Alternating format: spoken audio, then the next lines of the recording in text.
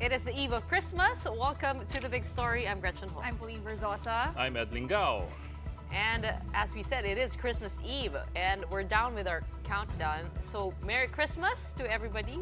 But of course, the news cycle never stops or ends just because it is a holiday. There's a lot to talk about, and we're looking back at the year that almost was.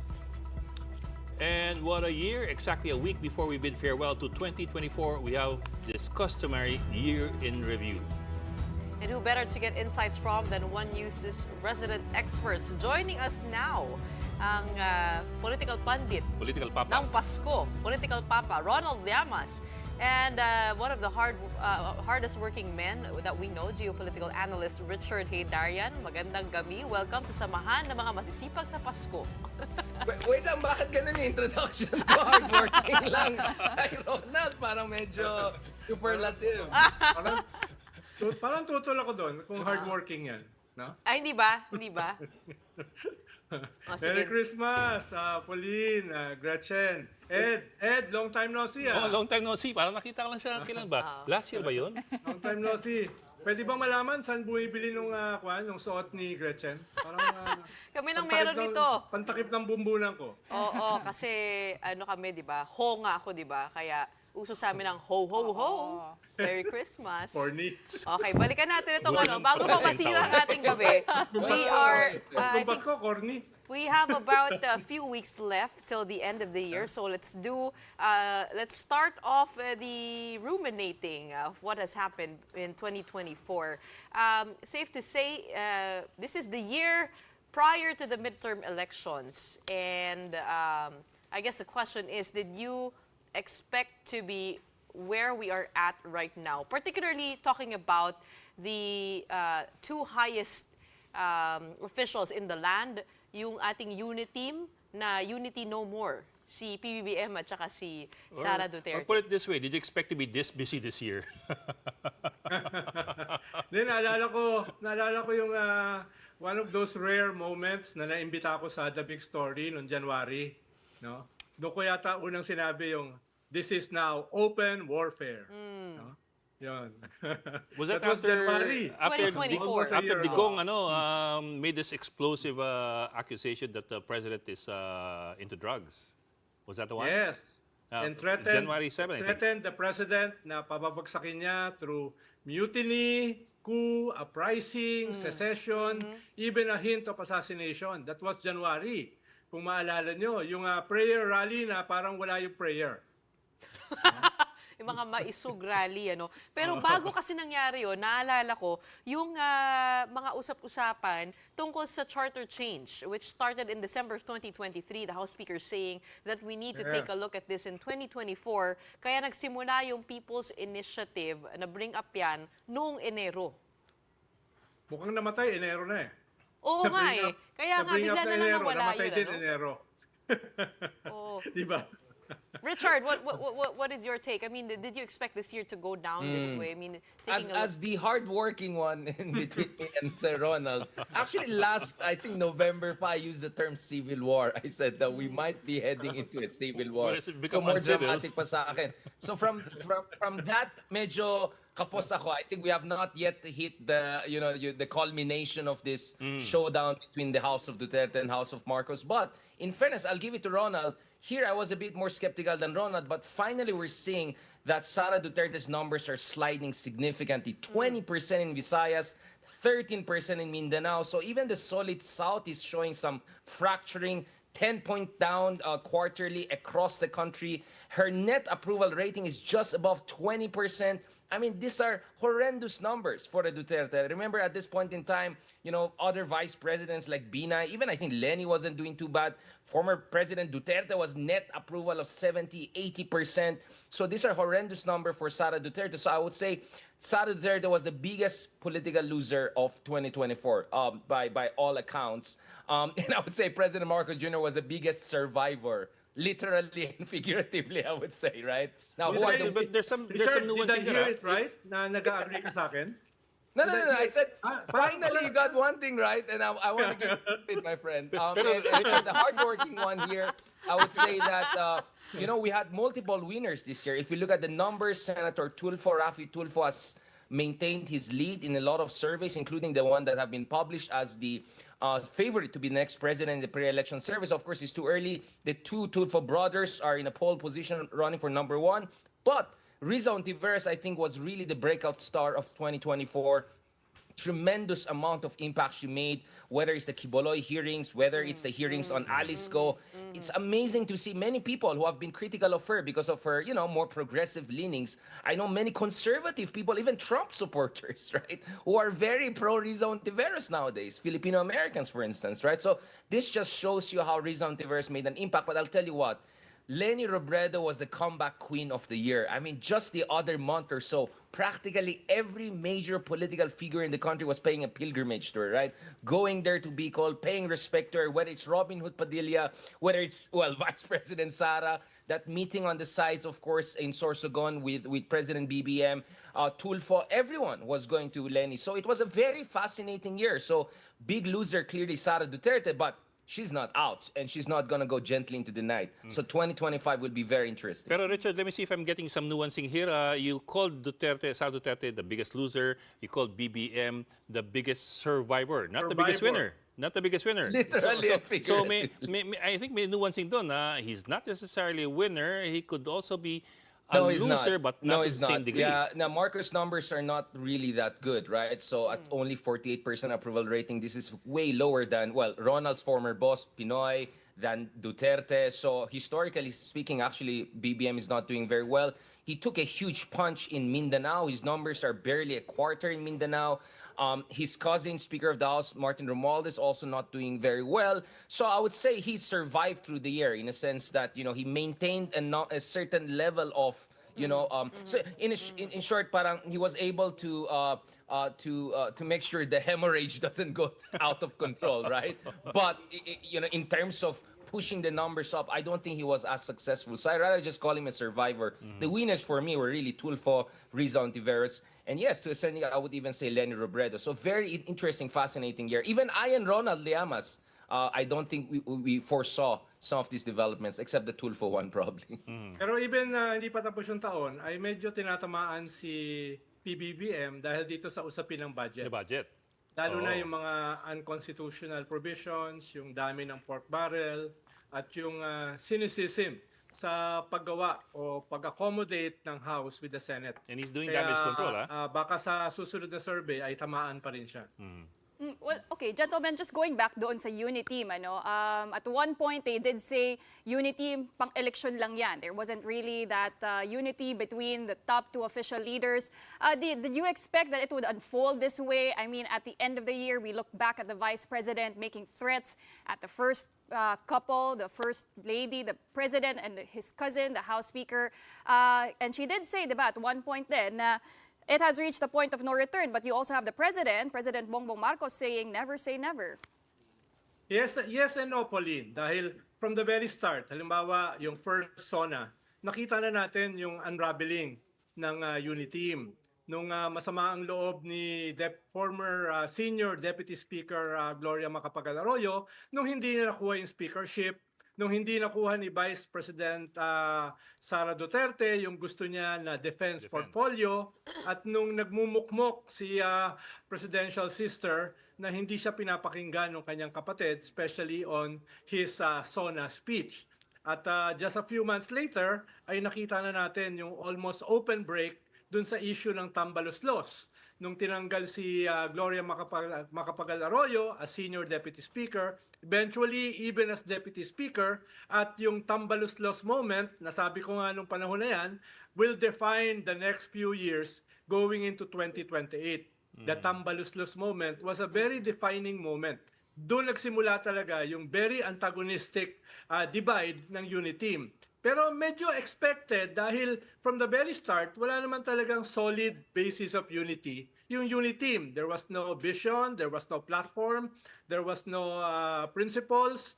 Ang sabi nga ni Vice President Sara, ni walang friendship.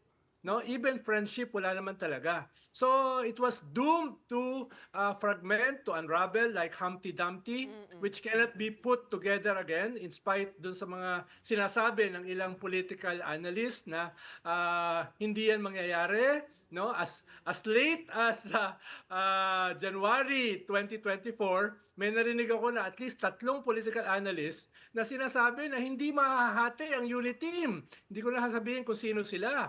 May some Hindi ako kasama dyan, Sir Ronald, just to be clear. Hindi, May hindi ako. symbiotic Sabihin relation mo na, definitely. tayo lang Wala naman dito sa big Si story. Big R, wala si Richard Heydarien dyan. Pero yung 3, nagulat ako, no? Na sinabi nila na hindi daw mahati ang unit team dahil may symbiotic relationship ang Marcoses and the Dutertes, no? Kaya ayun. Ronald, do you think it is 2024 is also the year when the Marcos administration clearly defined where it stands in certain issues, like for example, the West Philippine Sea, the war on drugs, Pogos, and they are, very, very distant from the stance of the Duterte administration.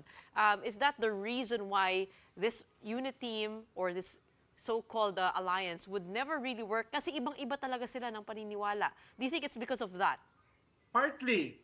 Pero sabi ko nga, ang isang basis ng pagkawasak ng unity was that there was never really a real unity. Pero nadagdagan yan dahil sa mga personal differences, personal plans for 2028. Medyo napaaga yung 2028 eh.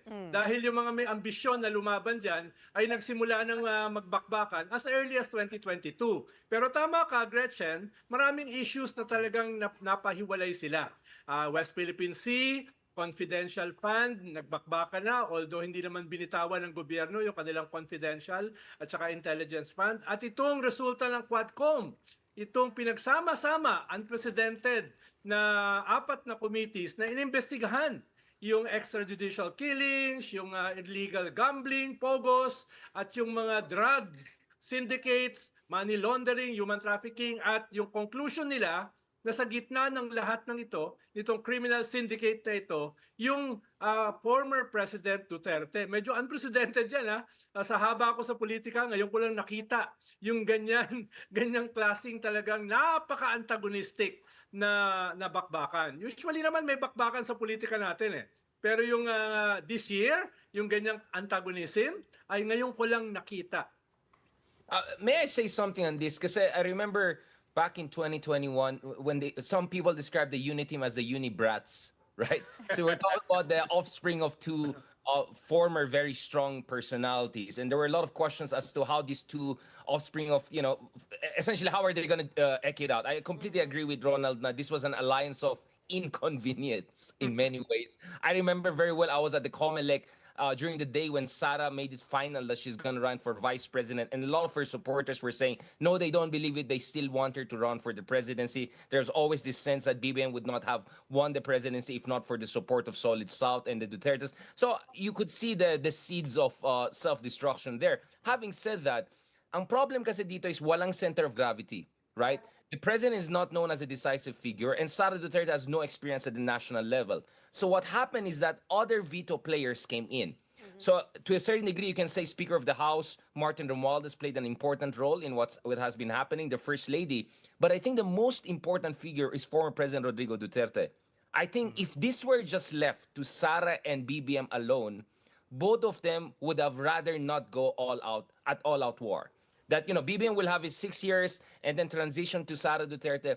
But the father, Rodrigo Duterte, really made it impossible. I think when he made that speech in January, he really declared war on the Marcoses. And from then on, other veto players came in. The First Lady was very angry about that. And then, of course, the Speaker of the House also made these moves. So the story here is that you have essentially 2 figures, not very decisive, no center of gravity. So other veto players came in and took advantage of the situation and dictated the terms of what we see now as the unraveling of the unity. That's I interesting. agree with Richard na politics hates a vacuum. At yung isang dahilan kaya nag-unravel ng mabilis because of that political vacuum. Pero ang tingin ko lang, even pagpalagay mo na wala yung mga mas toxic elements like Digong and probably Speaker Martin Romualdez, eventually it will happen eh. Perhaps not as fast as it did, pero eventually it will happen dahil malinaw naman si Sara ay pro-China. No? And bottom line ay hindi hihiwalay yung fruit from the tree. No? Sara from Digong. At eventually si Marcos, si Bongbong Marcos, will not be pro-China, or hihiwalay siya dun sa napaka-murderous serial killing ng previous government. So eventually, magkakaroon talaga ng problema. Perhaps not as intense, perhaps not as fast, pero eventually it will happen. Dahil medyo fundamental talaga yung difference nung anong tawag mo, Christian? Yung mga anak Hindi nung Christian mga Wait, higante. did you call me? Oh my God. Iba pala si Christian I'm Esguerra sorry, pala sorry, yun. A sorry. different program altogether. Sorry. You just made it worse. Just kidding. Unibrats. Unibrats. Yung Turned out Unibrats, di ba? Yung Unibrats, no? In spite of that, talagang meron silang fundamental differences Di ba? Meron talaga silang fundamental differences. It may take longer, less toxic, less intense, but eventually it will happen. Okay, Bok, but let me let me step briefly into the minefield here. 2022, of course, it was a very, very very polarizing political event. But now you have at least some people saying na the traditional opposition, as it used to be called, seems to find the current administration that it was against before in 2022 to be more comfortable with than the Dutertes. So exactly where is the traditional opposition now, especially now that the Dutertes are claiming to be the real opposition now? Well, the traditional opposition, if you mean the pinks and the yellows, and the Dilawans. are definitely relatively mas malapit doon sa existing dispensation. Dahil halimbawa sa usapin ng foreign policy, halimbawa dito sa usapin ng West Philippine Sea, halimbawa sa usapin ng drug human war. rights, ng ICC, ng extrajudicial killings, no? Pero medyo magkahiwalay sila in terms of economic programs, economic policies. So, yes, mas may similarity kumpara sa previous government, pero ideologically, magkahiwalay pa rin sila. Kaya nung inoffer na magka-coalition yung Senate slate ng administration with the Senate slate of the pink and yellows, ay hindi yan nag-prosper. Dahil nga, meron pa ring malalim na differences, lalo na sa usapin ng historical revisionism na tawag ng mga pinks at saka yellow. Lalo na dahil dito sa kasalukuyang controversy dito sa ayuda, dito sa usapin ng constitutional provision sa paggawa ng budget, etc. So, yun yung kwan. Dapat tignan natin na may positive at the same time merong negative. Yung ganyang klaseng relasyon. But definitely, ay mas malayo sila almost en toto doon sa previous Duterte government. But Richard, you jump in here na rin. You don't see any possibility of any alliance, whether strategic or long-term alliance, for example, 2028? Yeah, I agree with Justice. Oh, I'm sorry, with Secretary.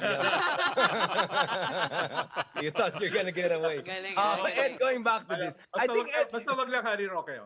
Ed, I thought Ed, you're implying a uni team, like the new uni team, right? That's a joke right now, half joke now, especially after Kiko and Sharon Cuneta's, caption "love, love, love," right, with the first family and all of that. So that kind of confirmed or reinforced itong perception na a kind of what I call a grand coalition is coming together. In fact, for the past few months, right, the discussion was whether one or two slate dun sa admin slate should be reserved for, let's say, someone like Kiko or even someone like Bam. So I think it's just quite natural because if you look at these people, although they have disagreements on a lot of these issues and there's that old Aquino versus Marcos rivalry, I think the fundamental mutual understanding here is that the Dutertes are the biggest threat to the constitutional order in the Philippines and worse, and Ronald correctly pointed out this, the China element, right? That what makes them similar is that all of them want a tougher stance in the West Philippine Sea and believe in traditional alliances. So there's just enough to put them together. But speaking of 2028, I don't know, Ed, ako ang sense ko is there's some people or, there's some strategists who are thinking, ma-popcorn muna tayo. Let's see, magbasagan itong dalawa na yan. Because to a certain degree, it has worked, right? Nag-mutual destruction. Marcos numbers is 48 lang, 50 lang si Sara. Both of them barely net 20 plus.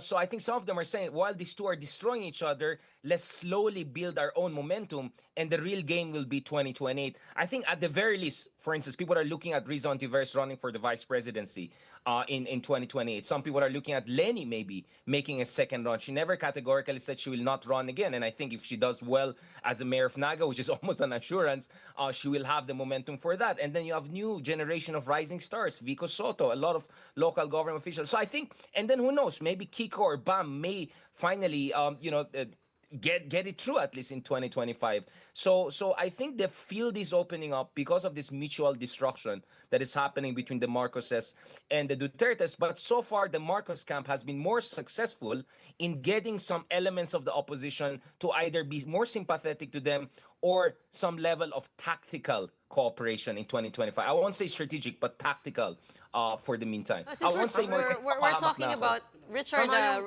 Go ahead. Tama yung sabi ni Richard na dito sa banggaan ng dalawang former members ng Uniteam ay definitely may iba na pwedeng makinabang. That's very logical and very strategic. It's not only tactical. Ang problema, because the pink and the yellows failed to harness and consolidate yung napaka-significant na pink wave noong 2022, others are benefiting from such fragmentation ng Uniteam. Halimbawa, yung mga tulfo. Yung mga tulfo, for now, ang nakikinabang dun sa sinasabi ng mga ibang surveys na almost kalahati ng mga botante ay naghahanap ng alternative na hindi Marcos or hindi Duterte. Sa kanila, pumupunta. Although the tulfos are not yet a political project, if they decide to consolidate and develop a strategy, a narrative going into 2028. For now, as things stand, sila yung beneficiaries. No? Bagaman mahaba pa yung runway, you have 3.5 years pa. Kaya pwede pang mag-ayos yung ibang forces. Lalo na kung matutuloy yung tatlong Damocles swords na nakaamba sa ulo ng mga Dutertes. ICC, criminal cases, at saka yung impeachment. Kung yan ay bumagsak, then the field will relatively be open for other possible contenders or even a black swan going into 2028. Actually, we've started talking about what is to come in 2025 and beyond. Pero sa 2024, marami pa. Bukod nga dito sa Uniteam, sa breakdown ng Uniteam, marami pa. Pero ipagpapatuloy natin yan right after this break. We just need to take a short gap. This is The Big Story. You're watching us on Christmas Eve. We'll be right back.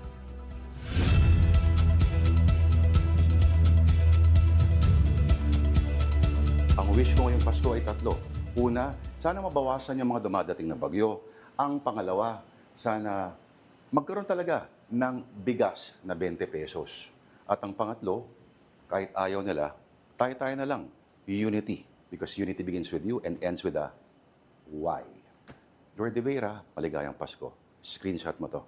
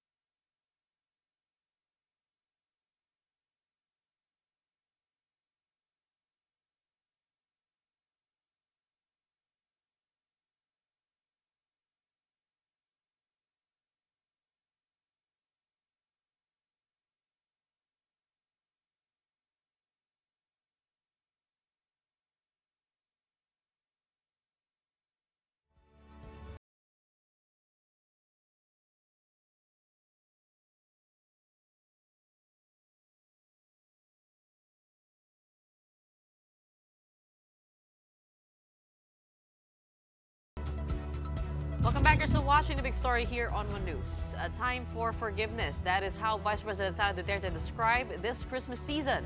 VP Sara was all smiles in her video message. She said Jesus' birth in itself is a message of forgiveness stemming from God's never-ending love for all. The Vice President insisted on using this as an example to be an inspiration to fellow men, especially for family members and loved ones. Sa ating pagsariwa sa diwa ng Pasko, tayong lahat ay tinatawag upang maging mapagpatawad, bukas palad, at mapagmahal sa ating kapwa. Higit sa mga material na bagay na ating matatanggap ngayong Pasko, tayo ay inaanyayahang magbigay ng pag-unawa, respeto at pagmamahal sa bawat isa, lalo na sa mga mahihirap at may karamdaman. This comes amid a widening rift with his former running mate, President Bongbong Marcos, which worsened when she allegedly claimed to be hiring someone to kill the first couple and House Speaker Martin Romualdez if ever she herself gets killed. 2025 will be a defining year for the Philippines. Such is the case always, especially in any election year. In 2024, the biggest and still developing story is a slow burn brawl of former running mates Bongbong Marcos and Sara Duterte. Uniteam is no more months before the senatorial and local elections kick in. But while the national political scene is getting more interesting by the day, especially with impeachment complaints against Vice President Sara Duterte, there are stories that equally had us glued. That's Pogos, Alice Go, and Apollo Kibuloy, the U.S. elections and Donald Trump, and West Philippine Sea encounters. Let's pick up where we left off before the break. We had a look back. Now we're looking ahead. Joining us again on the big story, we have political pundit Ronald Llamas and geopolitical analyst Richard Haydarian, two of the most hardworking men. Sisama ko na si Ronald. Yes. Gretchen, let me start by disagreeing with Ronald. Parang masyado kami mabait with each other. Parang when Ronald is mabait, it's like when the vice president is mabait. Like going back to this, actually, I would disagree with myself also and also with Ronald because I think I made a lot of, many people bashed me because after the election and all, I was very critical of the opposition for essentially melting away.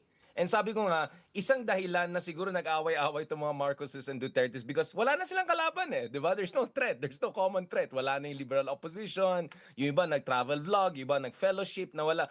But honestly, and the reason why I call Lenny the comeback queen of 2024 is just look at the amount of excitement she generates. I mean, there's just something incredible about. I mean, I don't know. Ronald is not so much online, diba? But I see the online activity. I see in person.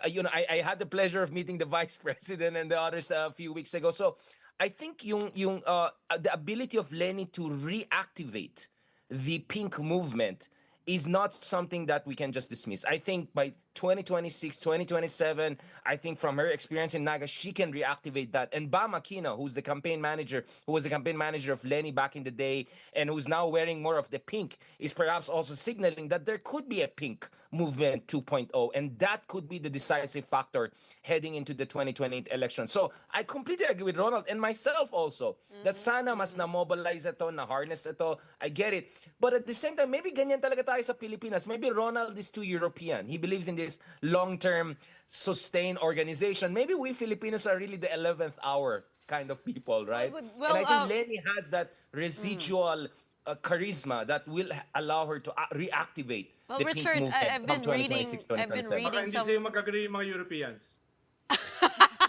Kagaling lang yung Vatican, so mag-ingat ka dyan. I've been reading Oh, nga pala, criticism. Sir Ronald. Sorry, fathers. I've been reading criticism over the silence of former Vice President Lenny Robredo in the past year or so. Makikita natin siya dun sa pagbinabagyo, pero generally medyo tumahimik, ano?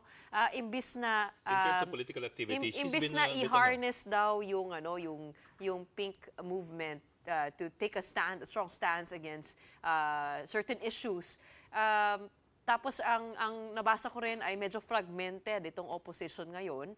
Are they really trying to consolidate themselves, or it does feel a little bit like medyo nawala ng gana, medyo lost, may kanya-kanyang Ronald, ikaw kanya-kanyang sumagot, movement. mabait na ako ngayon. But we also see somebody like Risa Hontiveros, who is the lone figure, I would say. We have Coco Pimentel, but Risa has been taking the reins in the Senate, leading the charge. I mean, what do you think, Ronald? What do we make of the opposition? Ano yung, Tama naman. Yeah. saan tayo nagkukulang? At can we expect more in the coming year? Tama naman si Richard grudgingly, if I may say so, no? Na meron namang dynamic na nakakreate, halimbawa, na wala nung past 2 years, no? Nung more than 2 years, no? Halimbawa, itong conduct o leadership ni Senator Risa dito sa mga Senate hearings, tapos itong mga pagdalaw ng iba't ibang mga personality doon sa bahay ni Leni Robredo. Kung ipagsasama yan, ay totoo naman na hindi mo pwedeng itabi pa yung pink at saka yung yellow led by Leni and Risa. No? Nung natapos kasi yung 2022 elections ay sabi ni Vice President Leni Robredo na ipapasa na niya yung baton kay Senator Risa Hontiveros. No? Kaya yung iba naman, katulad ni Senator Trillanes, ay nagrereklamo na kung pinasa na yung baton, bakit parang hindi ganun kaklaro kung sino ba talaga yung leader nitong movement na ito. No? Kaya tingin ko pag nagkaroon ng seryosong unity yung 2 o 3 leaders na yan, no? Tawag ko 3 Maria, si Leni, si Risa at saka si Laila de Lima, tingin ko ay makakaroon ka ng very significant presence. Na sayang kung yan ay nagawa 2 years earlier, ay baka sila yung dominant opposition ngayon rather than itong mga self-proclaimed opposition ng mga Duterte. No? Kaya yes, I agree na hindi pa talaga yan. Pero kung titignan natin yung mga resulta ng surveys, ay medyo distant third yung pink at saka yellow opposition.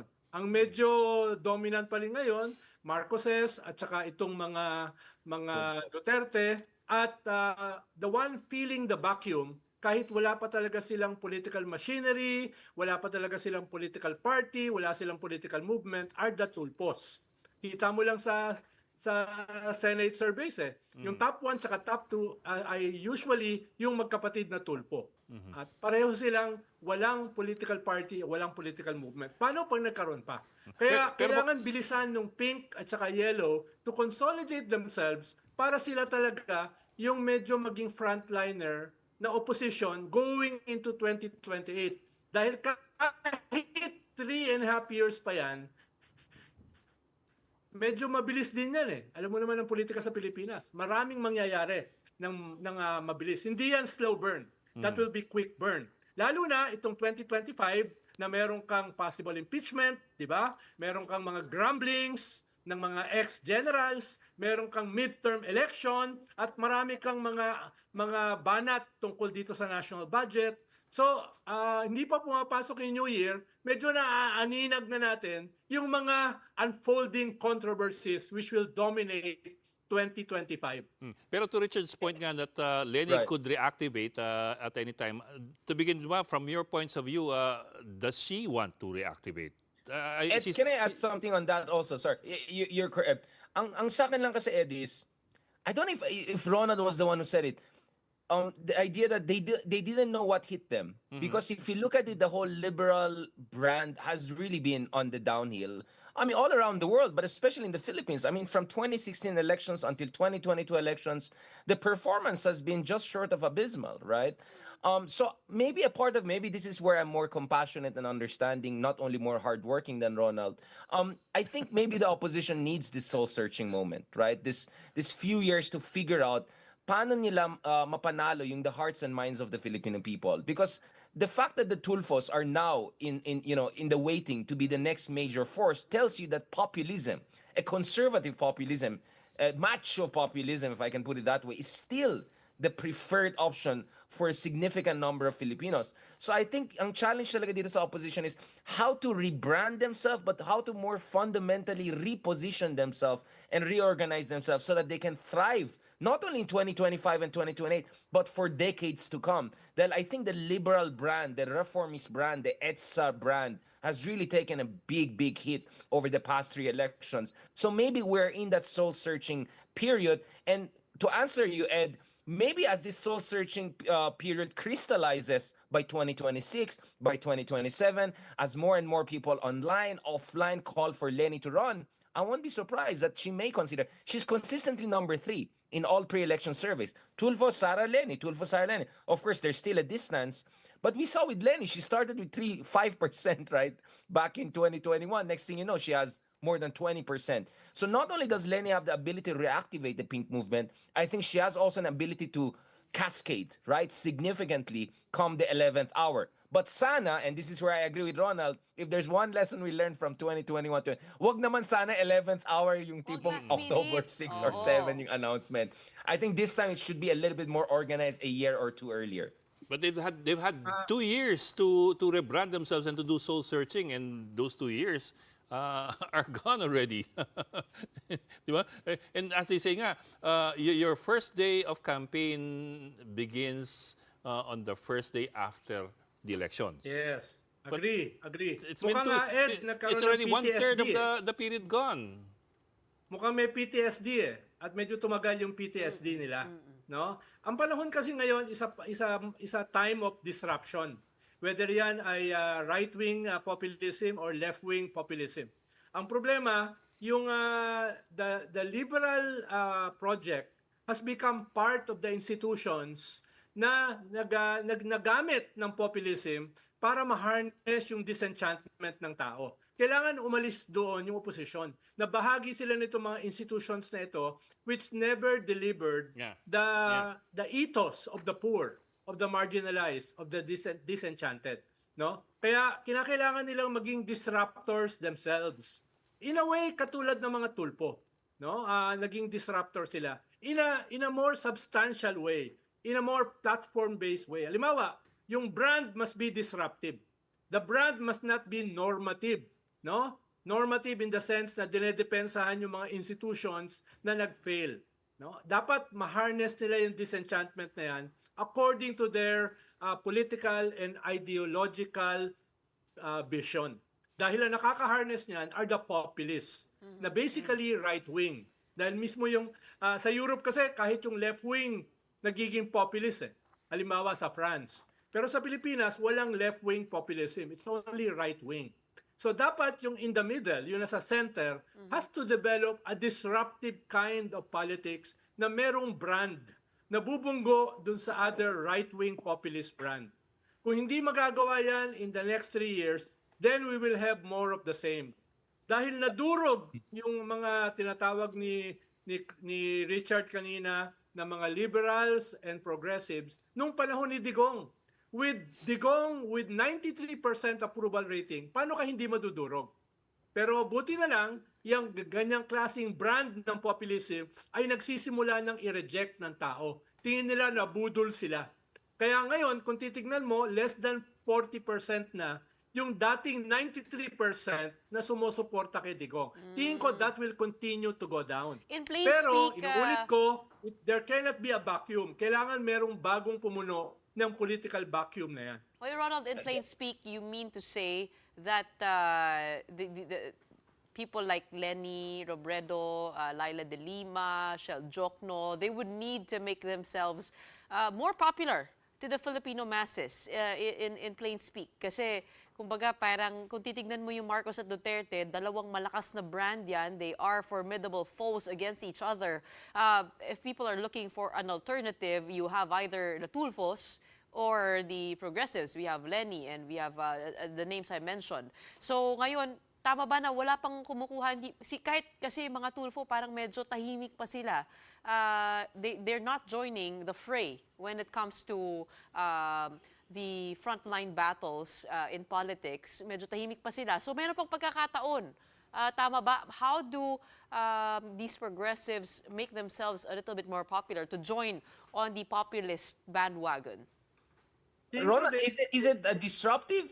But that's my point. I mean, I'm all with the disruptive, but I think decisiveness is also what people are looking for, right? I mean, Ed Linga was mentioning branding. Well, everything is relative in politics, right? The Marcos brand also has taken a big hit. The Duterte brand also has taken a big hit.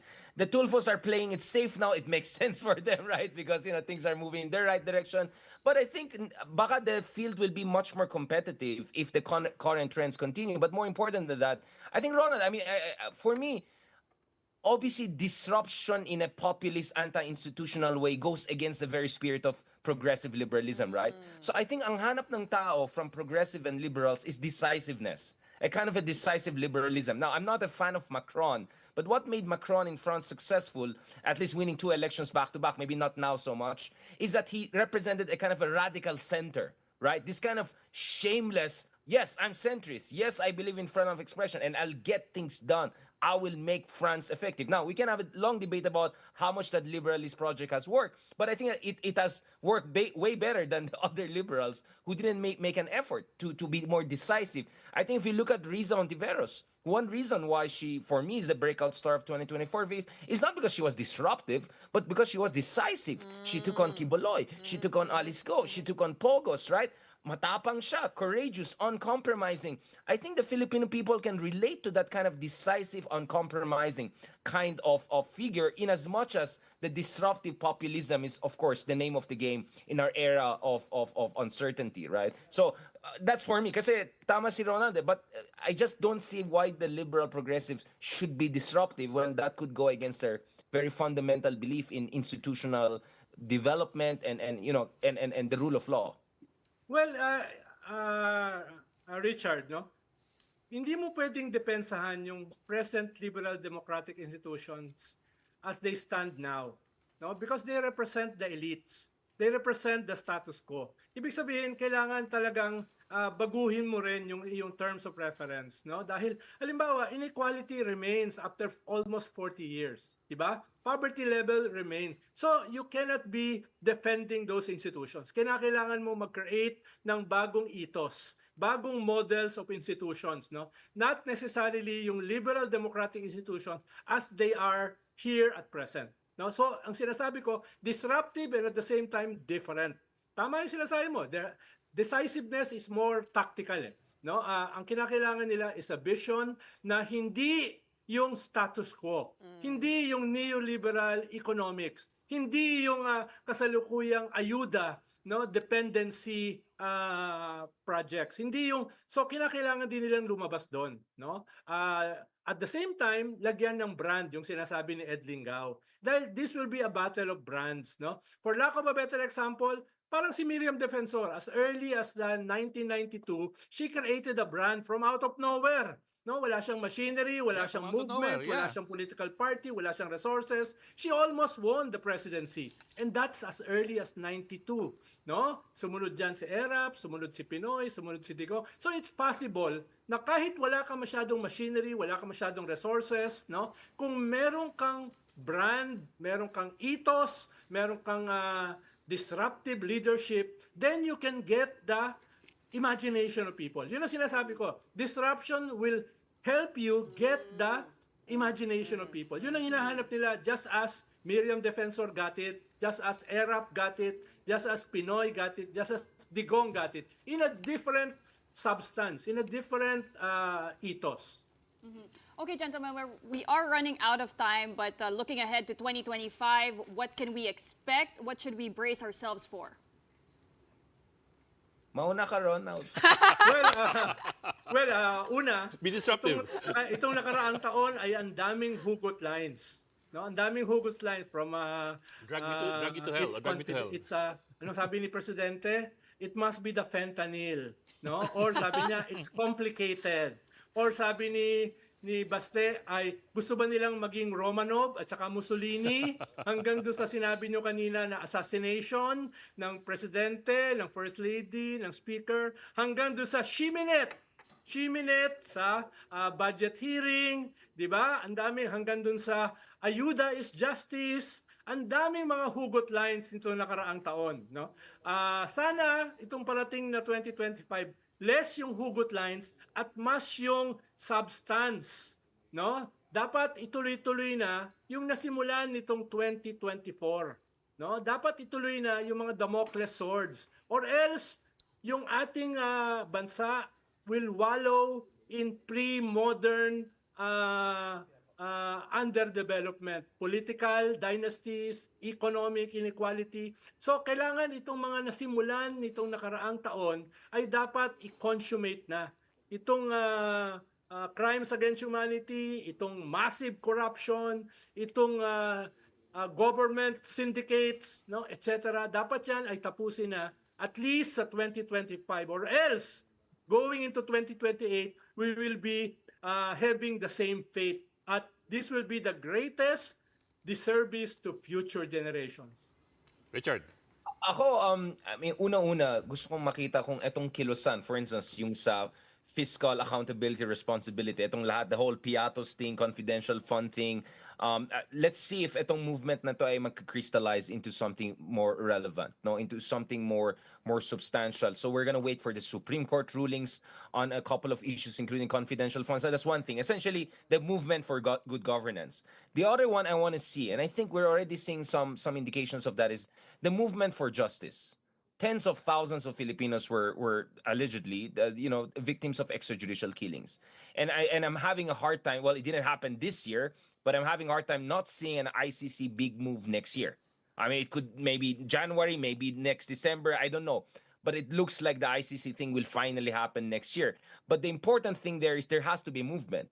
Whether it's the family of the victims, whether it's the human rights groups, they have to come in, they have to put pressure on the government, and they have to make sure that BBM will not weaponize the ICC issue for his own political calculus. That the ICC decision will fundamentally be based on rule of law, on justice, and of course the national interest also in that sense. So those two movements are very important. The election itself, well, I think many big names are going to lose next year. As we see, I'm not going to say this is going to happen, but we see Villar struggling in the Senate race, Binay struggling in the Senate race, maybe a couple of big names associated with the former administration. Bato de la Rosa is not doing very well. So, some of the big names may not do well in next year's race, but I sense the admin slate will do very well. Except what I'm not sure about, and I and Ronald have been talking about, is that how loyal are those admin slate guys once they win the office next year? Will they toe the line for Marcos? The other thing I'm also looking at is this: if eventually magsa-snowball lahat ng itong mga kaso and the Dutertes are taken down politically, will there be a temptation for charter change again? Because I think there's some people there within perhaps the Marcos circle who are saying, maybe we just have to go for gold, right? And maybe we have to make sure the Dutertes will never come back and we can sustain the current regime. So that's what I'm looking at. And lastly, obviously, I was introduced as a geopolitical analyst, is, my goodness, how are we going to deal with the second Trump administration? Because the second Trump administration, as we can speak, could mean two radically different things. Just yesterday, na-appoint na as number 2 in Pentagon, Elbridge Colby, someone we had him on our shows here, who's very strong on taking a tough stance on China. At the same time, we know that Trump himself is very transactional, right? So we may face a situation whereby top people in the U.S. government say to the Philippines, let's go strong on China, let's help Taiwan, and then at the same time, Trump goes and schmoozes with Xi Jinping and says, let's cut a deal and forget about my allies, right? So it's going to be a tricky moment for the West Philippines to struggle. So that's what I'm also going to watch out for in the coming 2025 months. is also the mid-mark of the Marcos administration. Definitely a pivotal moment where we're going to be seeing changes in the tone. Well, we will watch out for that storm come 2025. In the meantime, please do enjoy your Christmas. It is December 24 after all. Maraming Ayan, binalik na yung salamat. hat. Sir Oo, Ronald, binalik ko na. yung hat. Kanina, tikang binuli mo, Ronald. Oo. Papadala ko kay Ronald para hindi masyadong Takpan dito, mukhang takpan. santo. So, kailangan. Well, we have more big stories this Christmas Eve. Keep it here on One News.